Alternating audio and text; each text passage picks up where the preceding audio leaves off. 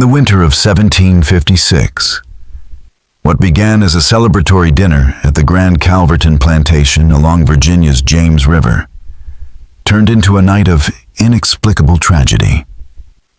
Within mere hours, 7 members of the influential Calverton family were dead, all exhibiting the same horrifying symptoms: violent convulsions, blackened tongues, and an eerie sweet scent clinging to their breath that witnesses described as almonds laced with honey, yet tainted by something bitter enough to turn stomachs.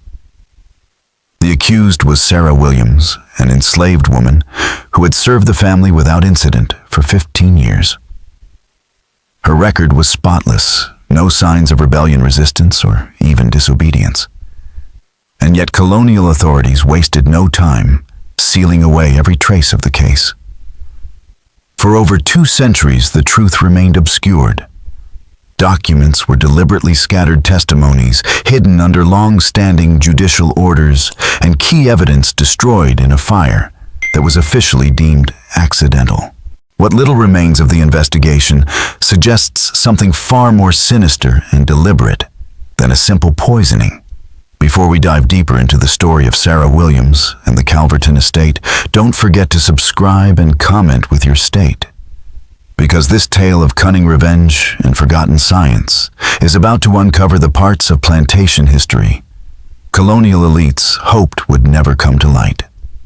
The buried truth stayed hidden until 1987, when a long-forgotten trunk was discovered during a courthouse restoration containing water-damaged testimonies that exposed a chilling revelation. Sarah's alleged crime may have been part of a much larger network of resistance, one built from knowledge passed secretly between enslaved communities across the colonies. The Calverton plantation itself was a symbol of aristocratic success. 3,000 acres of fertile tobacco fields carved along a serpentine stretch of the James River. Its wealth built on human suffering and agricultural mastery. Founded in 1721 by Edmund Calverton's father and constructed by enslaved artisans, the plantation house stood as a Georgian brick fortress with elegant symmetry, imported glass, and manicured gardens that mirrored England's finest estates. When Edmund inherited the estate in 1739, he took command of 43 enslaved workers and quickly expanded his holdings, adopting advanced farming techniques and gaining recognition across the colonies for the quality of his tobacco. His wife Margaret, from the powerful Randolph family, brought both prestige and a dowry that allowed them to diversify into rice cultivation. Together they cultivated an empire emblematic of Virginia's elite. In December 1756, the Calverton household included Edmund and Margaret, their 3 children. Margaret's unmarried sister, who helped manage the household, and Edmund's business partner, whose financial influence had been key to the plantation's success. Their eldest son, Thomas, recently returned from studies in London, had embraced new agricultural philosophies, clashing with his father's old-world traditions. Catherine, 21, was polished and poised for marriage into another powerful family. Through her engagement to a Richmond merchant's son, while 16-year-old Edmund Jr. was quietly absorbing dangerous new ideas, from passing Quaker traders, unsettling his father with sympathies that leaned toward abolition. What happened that night at the dinner table was more than a family tragedy. It was a crack in the foundation of the colonial order. A glimpse into a hidden war being fought in silence and shadows by those society refused to see as human. And what that war reveals about the world of 18th century Virginia may change how we view resistance, justice, and the very foundations of American history. Margaret's sister, Patience. Randolph, 38, had never married due to a youthful scandal involving an inappropriate attachment to an overseer on her father's plantation. A misstep that cost her social standing and led her to seek refuge with the Calvertons, where she served as household manager and companion to Margaret, a living reminder of how swiftly reputation could collapse. Colonel James Hartwell, Edmund's business partner and regular guest, controlled the lucrative shipping routes that moved Calverton tobacco to Europe. His ties to London merchants and ownership of several ships made him essential to the plantation's financial success. Though his growing influence and poorly concealed attraction to the widowed patients created friction with Edmund, who resented Hartwell's role in his affairs. Among the enslaved, Sarah held a rare and precarious power as head cook and kitchen overseer, a position that placed her at the center of plantation life and allowed her quiet autonomy.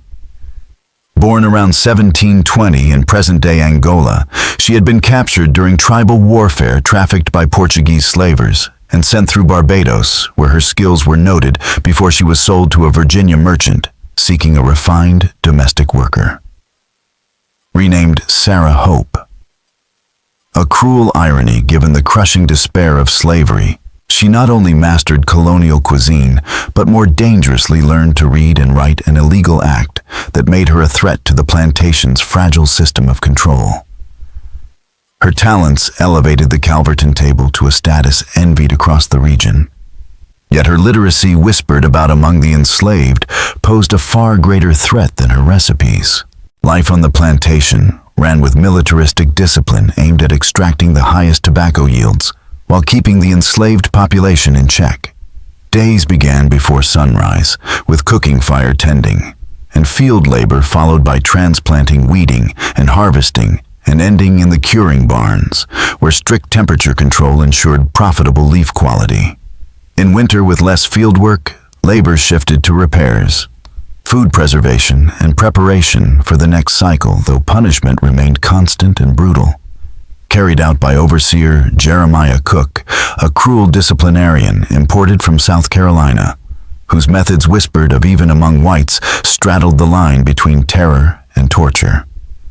That winter brought more than the cold. An early October frost devastated a portion of the crop, undercutting profits and colliding with mounting debts from recent land acquisitions. Forced to recoup losses, Edmund sold 2 enslaved families to a South Carolina rice plantation, severing spouses and children with chilling indifference, deepening the grief and fear rippling through the enslaved quarters. The ever-present threat of separation poisoned even the quietest moments, and the knowledge that anyone might be next gnawed at the community's collective spirit. Meanwhile, inside the house, tension smoldered. Thomas, flush with expensive habits and radical plantation theories from his time in London, clashed openly with Edmund over modernization plans that required investments the family could no longer afford. His ideas, borrowed from Caribbean sugar operations, called for expanded production and more enslaved labor proposals his father viewed as reckless. At the same time, Catherine's engagement to Richard Peyton, meant to be a strategic alliance, had become a source of friction and discontent. By December, the Calverton household was a powder keg of financial pressure, ideological division, and emotional strain, all under the watchful eyes of those forced to serve them, and one woman who had quietly begun to turn those cracks into fault lines. As Catherine's engagement stalled over financial disagreements, complicated by the plantation's declining profits and the unpredictability of tobacco prices, the Peyton family demanded firm guarantees on dowry payments and inheritance terms. Edmund hesitated to commit to amid mounting debts. Meanwhile, Catherine herself had begun questioning the match, viewing the Peytons' merchant background as socially inferior. Young Edmund Jr., to his parents' growing alarm, had been repeatedly caught socializing with enslaved children, a behavior Edmund Sr. saw as both disruptive to plantation hierarchy and dangerous to the family's authority. The boy's outspoken doubts about slavery unsettled his parents, who feared such ideas could jeopardize their influence and reputation among Virginia's planter elite. On December 15, 1756, a bitterly cold dawn covered the plantation in frost, threatening winter crops and prompting the enslaved to rise early to stoke fires and shield stores from the freeze. Inside the mansion, preparations began for a celebration dinner meant to mark the end of a difficult harvest and facilitate a crucial family meeting with Colonel Hartwell, whose advice and shipping networks were now essential to the estate's survival. Sarah, the head cook, had spent 3 days organizing the event, aware from overheard conversations that this was no ordinary gathering. The dinner would serve multiple purposes, honoring the end of the tobacco season, addressing the plantation's financial future, and finalizing decisions that would shape the lives of everyone on the property. Sarah had overseen the slaughter of a prize hog, curated preserved vegetables, and arranged for special spices from the locked pantry. Rare imports that elevated the Calverton cuisine above the standard colonial fare.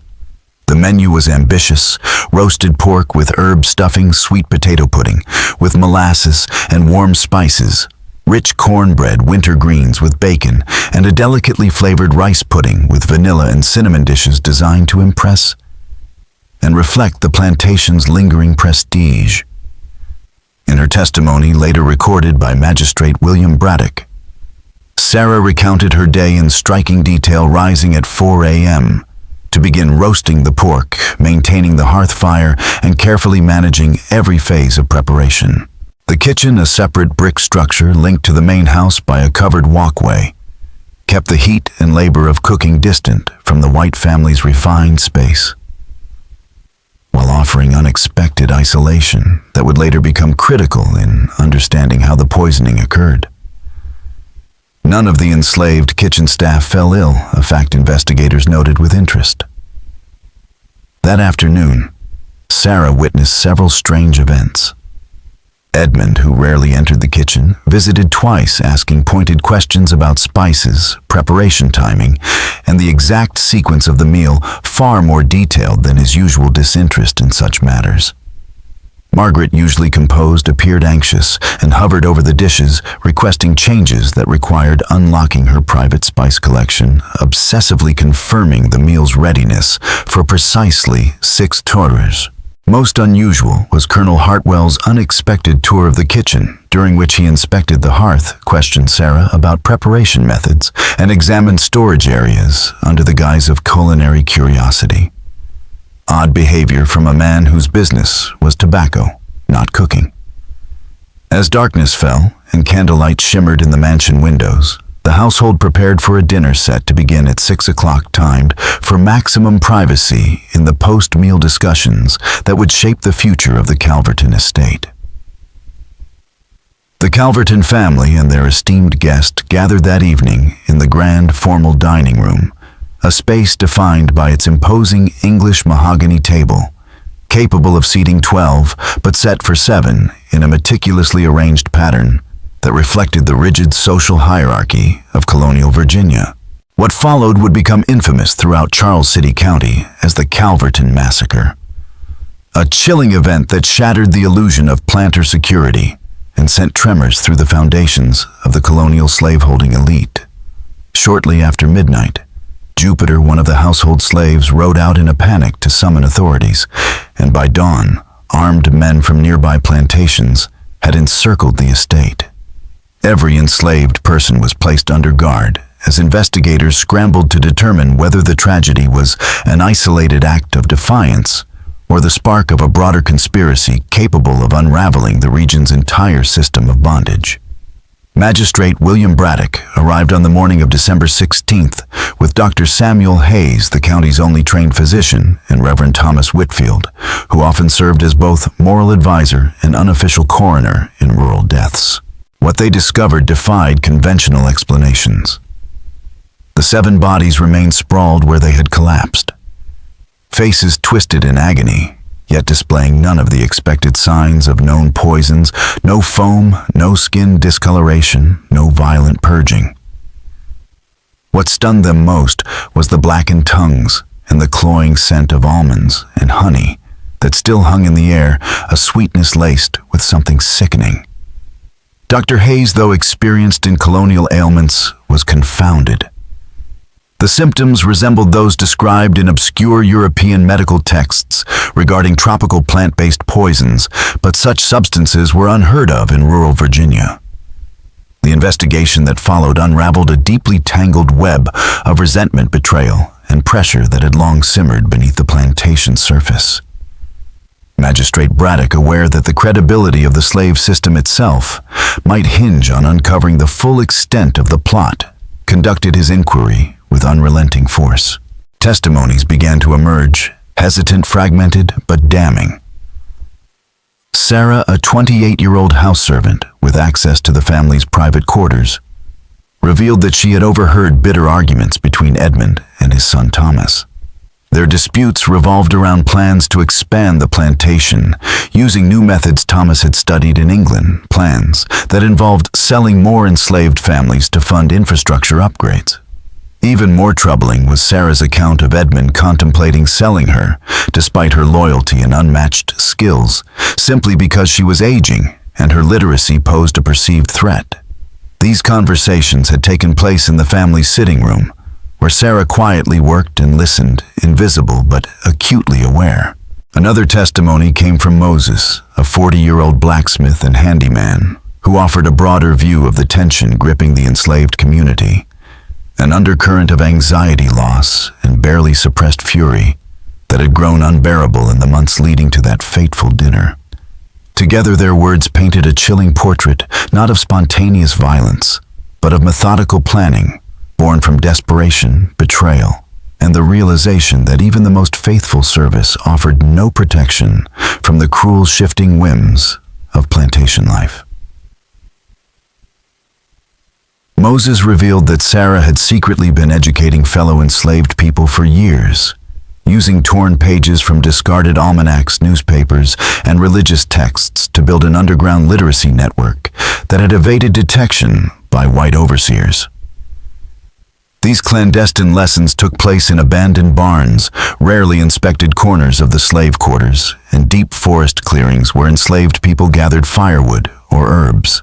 The network had quietly expanded to include over a dozen participants, adults and children, learning not only to read and write, but also to perform calculations that could aid in organizing resistance.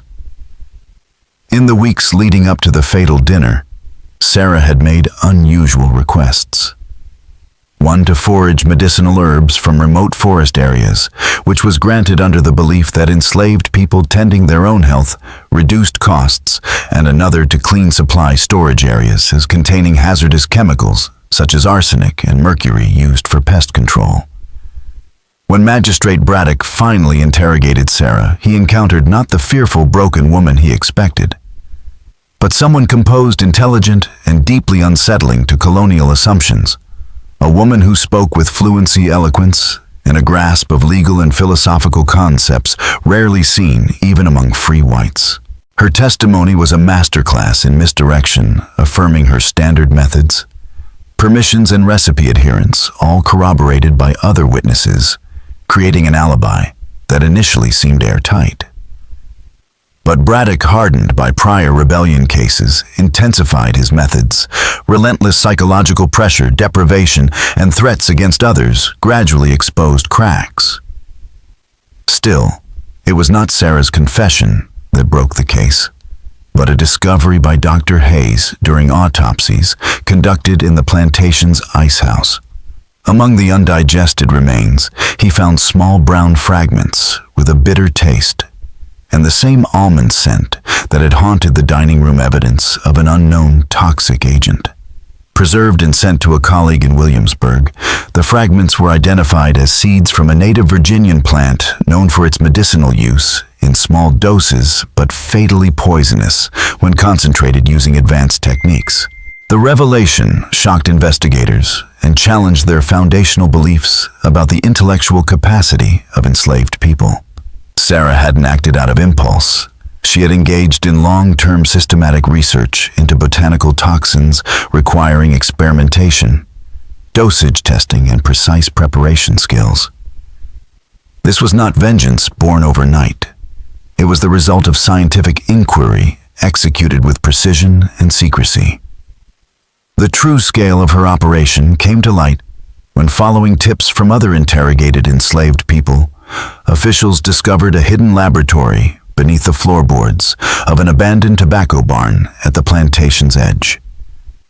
Inside, they uncovered a chilling archive, dried plant specimens labeled with both English and African script, detailed notes on poison preparation, seasonal potency, and effects on small animals.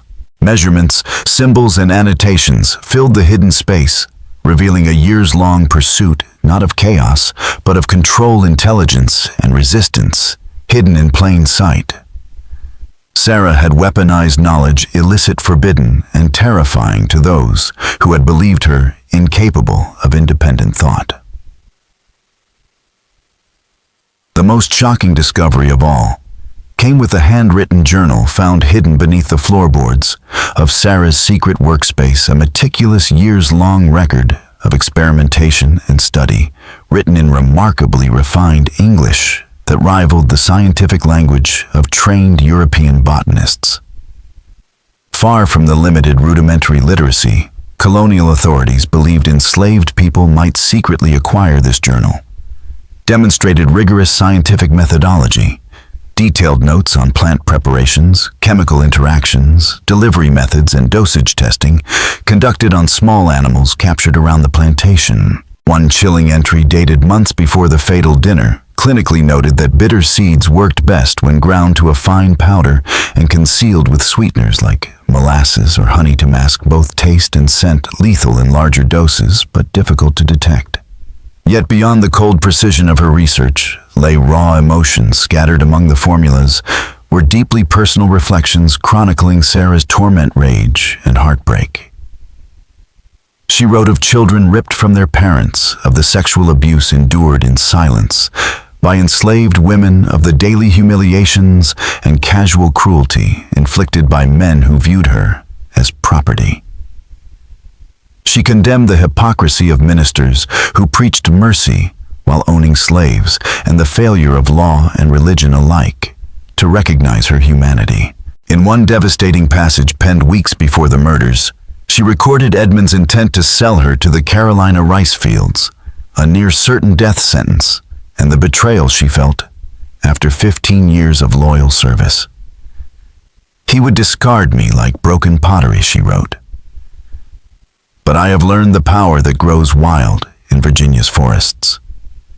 And I have learned that justice sometimes requires terrible choices."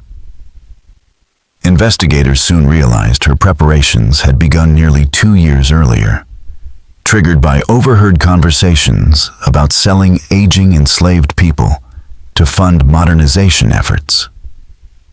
Using her role as head cook, Sarah quietly gathered intelligence on family routines, dietary habits, and seasonal business gatherings, planning with the patience and precision of someone who knew the plantation's rhythms better than anyone.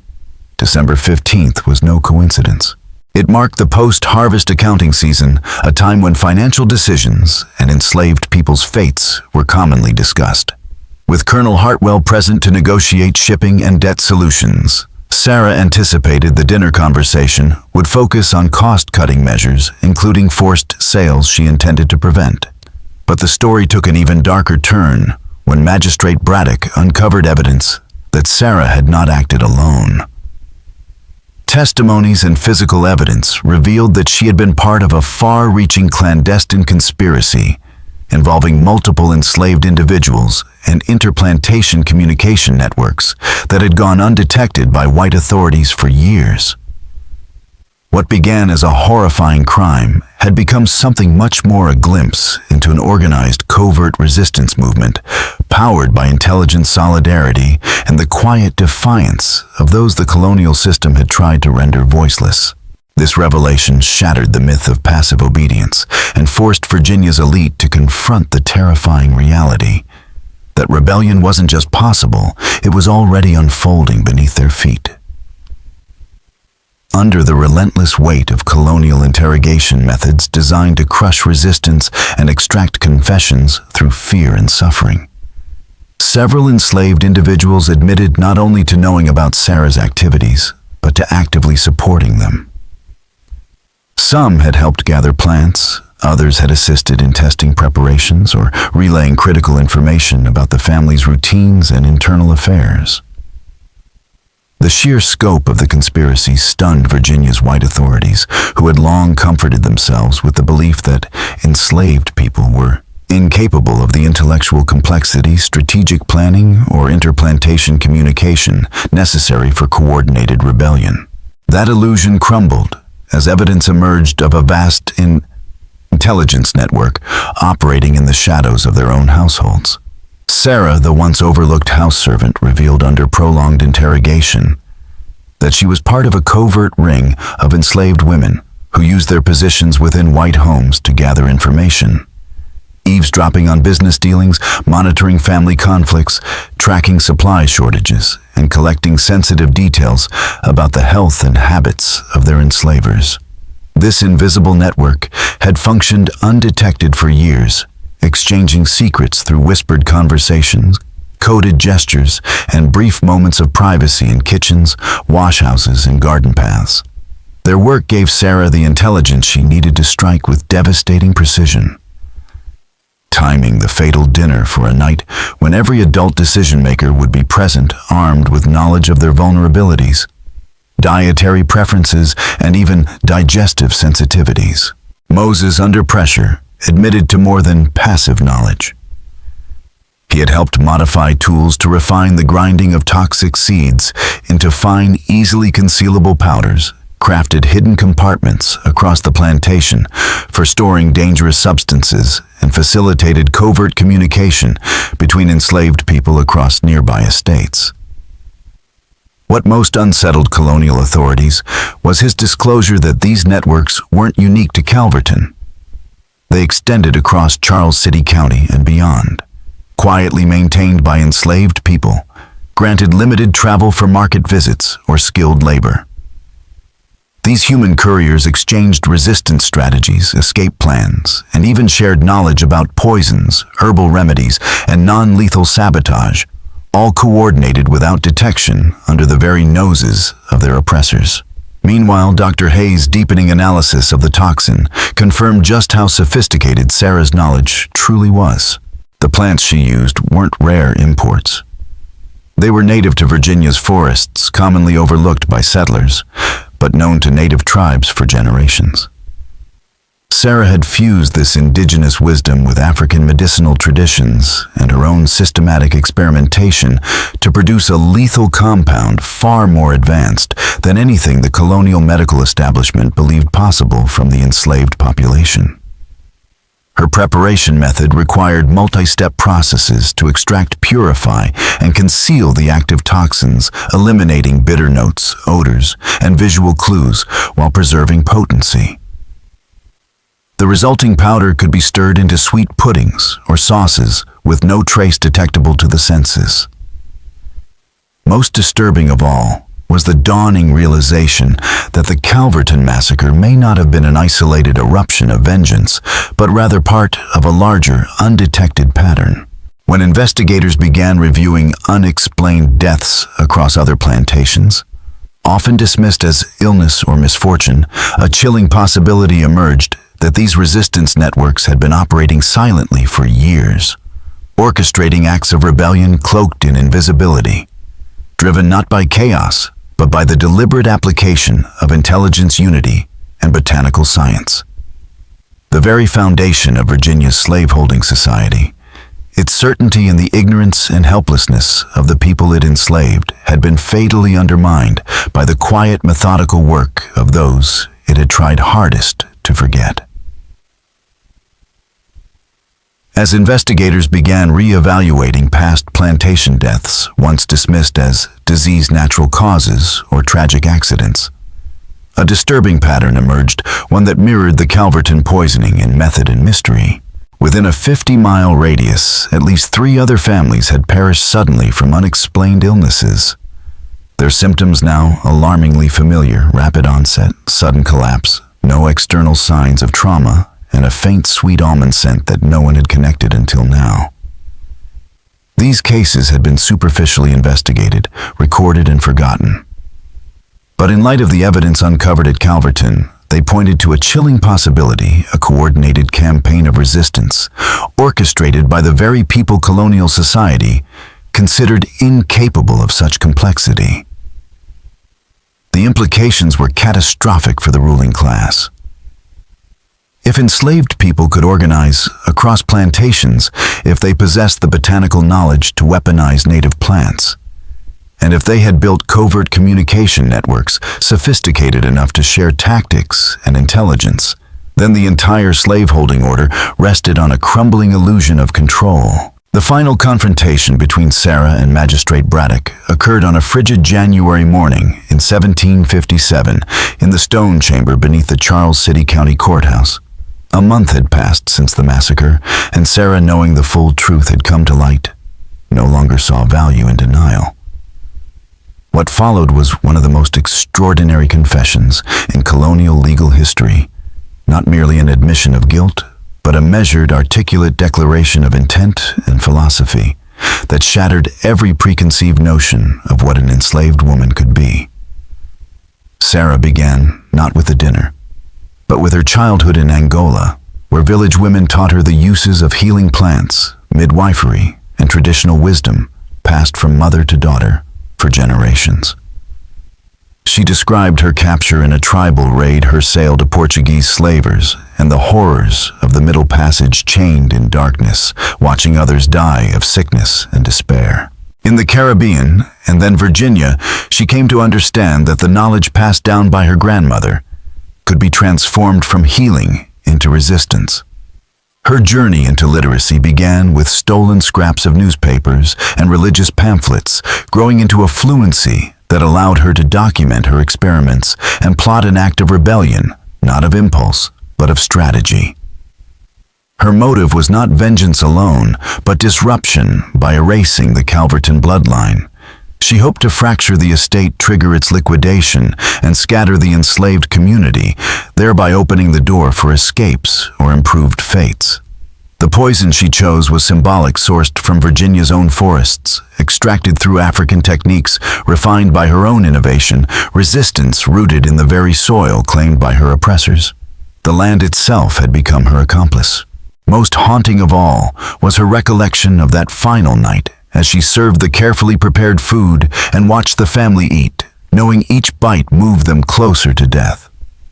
She felt no triumph, only the quiet weight of resolve. "They never saw me," she said, according to Braddock's notes. "Not for who I was, nor what I had become. But I saw everything. And I remembered."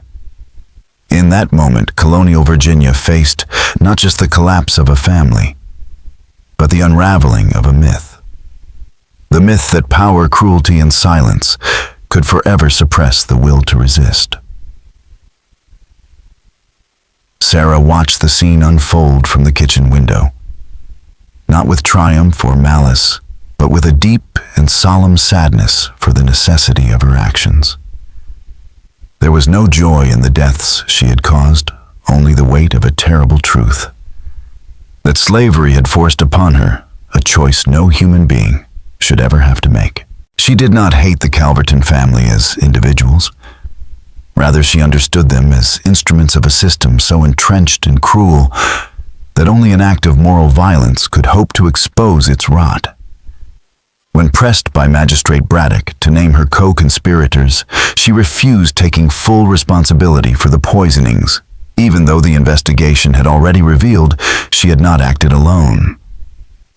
Her silence was an act of final defiance, a calculated decision to protect her community at the cost of her own life. In her closing statement, Sarah expressed no regret for resisting the system, only sorrow for the method. She acknowledged that she would be executed, made into a cautionary tale for both enslaved and free alike. But she hoped her actions would light a path for others, a path toward freedom, however dark or difficult. She predicted correctly that the colonial response would be swift and oppressive, tightening control and surveillance over enslaved populations, but insisted that such repression would only lay bare the system's inherent cruelty and instability. On February 14, 1757, Sarah was hanged in a public execution in Charles City County Courthouse Square, surrounded by a crowd drawn from miles around. Her death was staged as a warning, but her legacy was already spreading in whispers and stories beyond the scaffold. In the aftermath, Virginia's government enacted sweeping new laws banning enslaved people from unsupervised access to forests, criminalizing the collection of plant materials, enforcing stricter oversight of kitchens, and mandating regular inspections of slave quarters. The Calverton plantation was broken up, sold to pay debts, and its enslaved community scattered across Virginia, the Carolinas, and Georgia, deliberately dismantling the networks that had enabled the conspiracy. The grand Georgian mansion, once a symbol of colonial power, stood abandoned for years before being razed by a Richmond merchant, who replaced it with a more modest home, a quiet testament to the shaken confidence in plantation dominance. Today, only the remnants of the foundation remain, half swallowed by vines and forest, marked by a small plaque barely noticed by passers-by. But Sarah's rebellion echoed far beyond those crumbling stones.